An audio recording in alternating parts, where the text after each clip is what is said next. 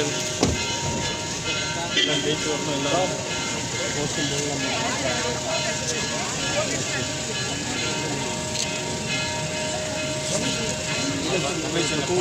கோயிலுக்கு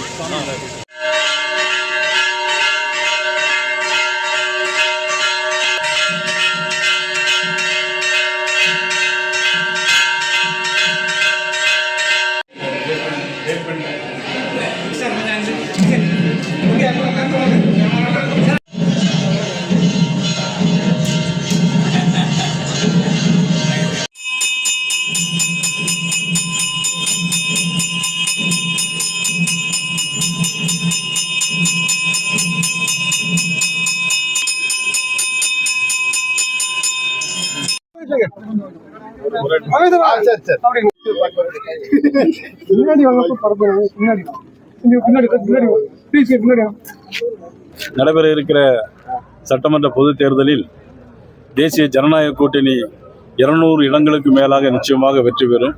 காரணம், 5 ஆண்டு காலம் மக்கள் படும் வேதனை நரக வேதனையாக கருதி கொண்டிருக்கிற இந்த சூழ்நிலையில் 200 இடங்களுக்கு மேலாக தேசிய ஜனநாயக கூட்டணி நிச்சயமாக வெல்லும்.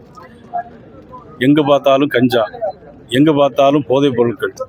பள்ளிக்கூட வாசலில் புத்தகத்தை கையில் எடுக்க வேண்டிய குழந்தைகள் எல்லாம் இன்றைக்கி கையில் பீர் பாட்டிலும் கஞ்சாவும் வச்சு நடத்திட்டு இருக்கிறாங்க. எதிர்கால சந்ததி என்ன ஆகுமோ என்பது தெரியாது. டாஸ்மாகில் 1000 கோடி ரூபாய்க்கு மேலே ஊழல், நகராட்சி துறையிலே ஊழல், இப்படியாக தொடர்ந்து ஊழல் செய்து கொண்ட ஆட்சி. சொத்து வரி கூட்ட மாட்டோம்னு சொன்னாங்க, ஆனால் இன்றைக்கி 300 மடங்கு சொத்து வரி கூட்டியிருக்காங்க. மின் கட்டணத்தை கூட்ட மாட்டோம்னு சொன்னாங்க, மின் கட்டணமும் இன்றைக்கி 300 மடங்கு கூட்டியிருக்காங்க. ஆனால் மின் கட்டணத்தை 2 மாதத்துக்கு ஒரு முறை இருப்பதை 1 மாதத்திற்கு ஒரு முறை கொண்டு வருவோம்னு சொன்னாங்க. இதுவரையும் செய்யலை, சொன்னதை எதுவுமே செய்யலை. 500க்கு மேற்பட்ட தேர்தல் வாக்குறுதிகள், 90% மேலான தேர்தல் வாக்குறுதிகள் எதுவுமே அவர்கள் செய்யலை. இன்றைக்கி எங்கு பார்த்தாலும் படுகொலைகள். 2 வயது குழந்தை முதல் 70 வயது பெண்கள் வரை ரோட்டில் நடமாட முடியவில்லை. காரணம், கஞ்சா, போதைப் பொருட்கள் பழக்க வழக்கம். மிக கொடூரமான விஷயம். அண்மையிலே விளாத்திக்குளத்தில் +2 படிக்கிற ஒரு மாணவி, 500க்கு 490 மார்க்கில் எடுத்த +2 படிக்கிற ஒரு மாணவி அவங்களுடைய வீட்டை விட்டு வெளியே போய் என்ன ஆனாருன்னே தெரியாது. அதன் பிறகு படுபாவிகள் கஞ்சா போதையில் அவர்களை பல இடங்களில் சேதப்படுத்தி, சொல்லக்கூடாத இடங்களெல்லாம் அசிங்கமான முறையில் செய்து படுகொலை செய்திருக்கிற காரணம் இந்த அரசு.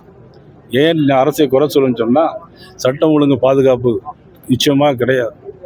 ஒரு டிஜிபியை கூட அவங்களால போட முடியல. பிறகு எப்படி சட்டம் ஒழுங்கு நாட்டில் இருக்கும்? இந்த ஆட்சி எப்படி வரும்? ஒரு குடும்ப ஆட்சிக்கு முடிவு கட்ட வேண்டும். முன்னாள் முதலமைச்சர் மதிப்புக்குரிய கலைஞர் அவர்கள், அதனைத் தொடர்ந்து இப்பொழுது மதிப்புக்குரிய ஸ்டாலின் அவர்கள், அதுபோல் துணை முதலமைச்சராக இருக்கக்கூடிய ஸ்டாலின், உதயநிதி ஸ்டாலின் அவர்களை முதலமைச்சராக்க வேண்டும் என்பதற்காக இன்றைக்கி பணத்தை கொடுத்து ஓட்டை விலைக்கு வாங்கலாம் என்று திமுக இன்றைக்கி நினைத்து கொண்டிருக்கிறது. திமுக அமைச்சர்கள் மீது ஏகப்பட்ட லஞ்ச புகார்கள் வழக்கு இன்னும் நீதிமன்றத்தில் இருக்கிறது. ஆனால் இதையெல்லாம் பார்த்து கொண்டு மக்கள் எவ்வளவு ரூபாய் வேணாலும் அவர்கள் ஏற்க மாட்டார்கள். நிச்சயமாக மிகப்பெரிய ஒரு ஆட்சி மாற்றத்தை தமிழகத்தில் கொண்டு வரப் போகிறார்கள் என்பதை நாங்கள் திட்டவட்டமாக நம்புகிறோம். மக்கள் நிச்சயமாக இனிமேலும் ஏமாற மாட்டார்கள் என்று நம்புகிறோம். தேசிய ஜனநாயக கூட்டணி நிச்சயமாக வெல்லும். அண்ணன் எடப்பாடி அவர்கள் முதலமைச்சராக வருவார்.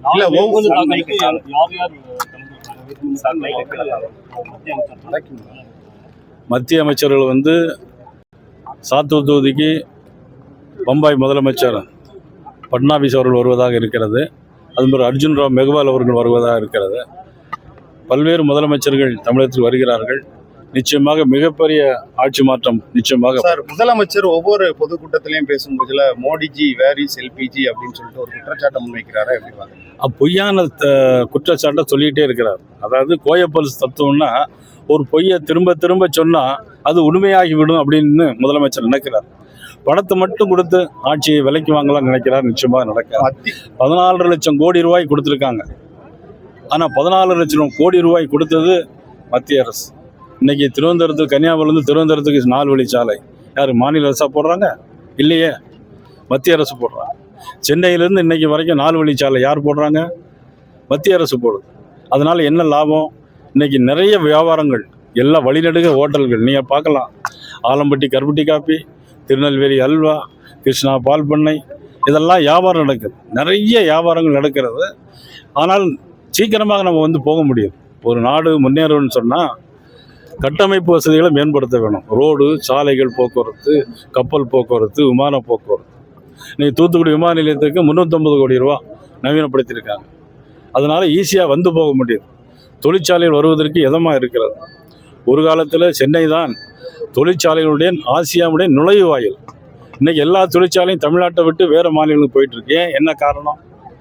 இங்கே எந்த விதமான வசதி இல்லை. எல்லா அமைச்சர்களும் லஞ்சம் கேட்குறாங்க. எந்த தொழிலும் வர முடியல. இன்றைக்கி மின்கட்டண கூட்டத்தால் சிறு குறு தொழில்கள் நிறைய முடங்கி போயிருக்கு. மக்களுக்கு பாதுகாப்பு இல்லை. முதல்ல மக்களுக்கு ஒரு பாதுகாப்பான சூழ்நிலையை உருவாக்க வேண்டும் என்பதற்காக தான் தேசிய ஜனநாயக கூட்டணி உருவாக்கப்பட்டிருக்கிறது. இன்னைக்கு மதுரையில் நடந்த பொதுக்கூட்டத்தில் எடப்பாடி பழனிசாமி அவர்களிடம் தமிழ்நாடு அரசு செஞ்ச சாதனைகளை வந்து பியூஷ் கோயல் அவர்கள் வந்து முதல்ல கேட்கணும், கேட்டுக்கிட்டு ஃபர்ஸ்ட் பேசிட்டு அது மாதிரி எய்ம்ஸ் விவகாரம் உள்ளிட்ட பல விஷயங்களை முதலமைச்சர் பேசியிருக்காங்க. எப்படி பாருங்க? எய்ம்ஸ் மருத்துவமனை ஒரு செங்கலை வச்சு வியாபாரம் பண்ணாங்க முதல்ல. ஆனால் இன்னைக்கு 90% பணிகள் இன்னைக்கு எய்ம்ஸ் மருத்துவமனை முடிஞ்சிருக்கு. ஒரு திட்டம் எடுத்து தான் சில காலதாமதம் ஆகுவதற்கான வாய்ப்புகள் இருக்கிறது. 90% இன்னைக்கு எய்ம்ஸ் பணிகள் முடிஞ்சிருக்கு. நீட் தேர்வை கொண்டு வரும்னு சொன்னாங்க மதிப்புக்குரிய ஸ்டாலின் அவர்கள். போய் கொண்டு வர முடியாதுன்னு தெரியும். இன்னும் 700 ஜென்மம் எடுத்தாலும் கொண்டு வர முடியாதவர்களால் எல்லாம் சுத்த போய் சுப்ரீம் கோர்ட்டு உத்தரவுப்படி இவர்கள் ஆட்சியில் இருக்கும்போது, திமுக காங்கிரஸ் கூட்டணியில் இருக்கும்போது நீட் தேர்வு கொண்டு வந்தது. ஆனால் அதை நிறுத்தி விடுவோன்னு சொன்னாங்க. ஆனால் முடியாதுன்னு தெரிஞ்சனால தான் அன்றைக்கு முதலமைச்சராக இருந்த மதிப்புக்குரிய பழனிசாமி அவர்கள், அன்றைக்கு மத்திய மக்கள் நல்வாழ்வுத்துறை அமைச்சராக இருந்த ஜே.பி. நட்டா அவர்கள் கலந்து பேசி, மத்திய அரசு பாரதிய ஜனதா அரசும் அதிமுக அரசும் சேர்ந்து பேசி கிராமப்புறத்தில் உள்ள மாணவர்கள் படிப்பதற்காக 7.5%, கிராமப்புறத்தில் உள்ள அரசு பள்ளியில் படிக்கிற மாணவர்கள் 7.5% இன்னைக்கு மருத்துவக் கல்லூரியில் படிக்கிறாங்கன்னா காரணம் மோடிஜியுடைய அரசாங்கமும் அண்ணன் பழனிசாமி அவர்களுடைய முதலமைச்சராக இருந்த காரணத்தினால தான். இதையெல்லாம் தெரிஞ்சு வைத்துக்கொண்டு முதலமைச்சர் பேச வேண்டும். சார், அதாவது அண்ணாமலை வாக்குறுதிகள் அப்படின்னு சொல்லிட்டு எல்லா பொதுக்கூட்டத்திலையும் பேசிட்டு வர்றாரு. இப்போ நீங்களே கேட்கலாம், அவர் பேசிட்டு வர்றாரு, நீங்க இதெல்லாம் செய்யலையே. அரசு ஊழியர்களுக்கு பழைய ஓய்வு திட்டம் கொண்டு வருவோம்னு சொன்னார், கொண்டு வந்திருக்காங்களா? இல்லையே. எப்படி சூப்பர் ஸ்டார்? அதனாலதான் கேக் கூட்டினாங்கன்னு சொல்லியிருக்காரு, விளக்கம் சொல்லியிருக்காங்க. கேக்கா? ஆமாம், அரசு ஊழியர்கள் அந்த ஓய்வு திட்டத்தை. சரி, அவங்க சொன்னதை விட்டுருங்க ஐயா. நீங்களே உங்கள்கிட்டயே ஒரு கேள்வி கேட்க, உங்கள்கிட்டயே நான் ஒரு கேள்வி கேட்க. 5 வருஷத்துக்கு முன்னால், ஆட்சி வரதுக்கு முன்னால் நாங்கள் வந்த உடனே ஓய்வு திட்டத்தையும் கொண்டு வரோம்னு சொன்னார். 5 வருஷம் முடிஞ்சிருச்சா இல்லையா? நீங்களே பதில் சொல்லுங்களேன். இல்லை, நீங்கள் பதில் சொல்லுங்கள்.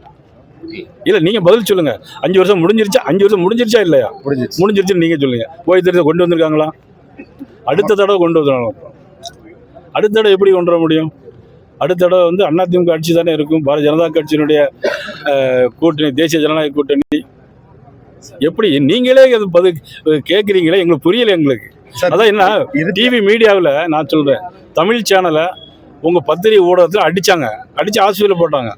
அதுக்கு பிறகு போய் அவன் பேரில் எஃப்ஐஆர் போட்டாங்க. எந்த மீடியாலையும் கேட்கல. ஆனால் எங்கள்கிட்ட மட்டும் கேள்வி மேலே கேள்வி கேட்டுகிட்டே இருங்க. காரணம், உங்களுக்கு பின்னால் யாரெல்லாமோ இருக்கிறாங்க, என்னெல்லாமோ செய்கிறாங்க. நன்றி, வணக்கம்.